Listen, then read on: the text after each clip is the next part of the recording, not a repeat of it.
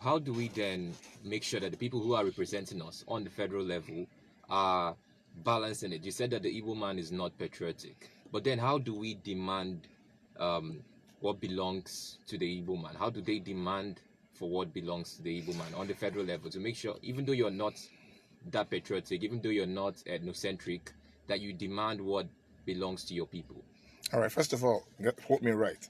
Let's not generalize things. It will be wrong to say that the Igbo man is not patriotic. Majority of Igbo people are not patriotic. Okay. But we still have good Igbo people who will give their lives for what they believe in. That's one. Two, there is an allowance in the Constitution for you to call back public servants who are doing, senators who are not doing their jobs.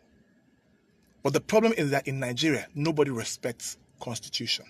And so that is why one of the ways forward for Nigeria is that we must strengthen our institutions. The police force must be strengthened.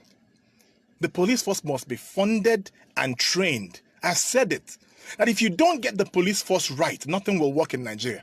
Because it's the policeman, the police force that will put the senators and the legislators and every other person in check. So first of all, I have said, we must change the system of policing in Nigeria, fund them properly, and re-employ people, and let the least requirement for, to employ a police officer be HND.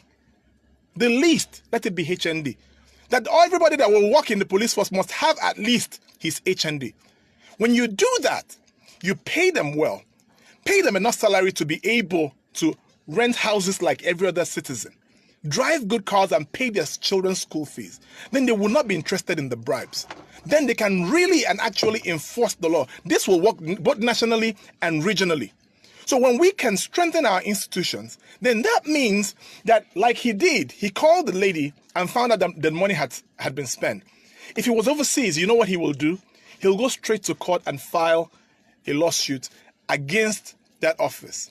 And you can be sure that right from the moment he files the lawsuit, he comes out and gives a press conference. They begin to investigate it right there. Before you know it, the media will help him fight that war.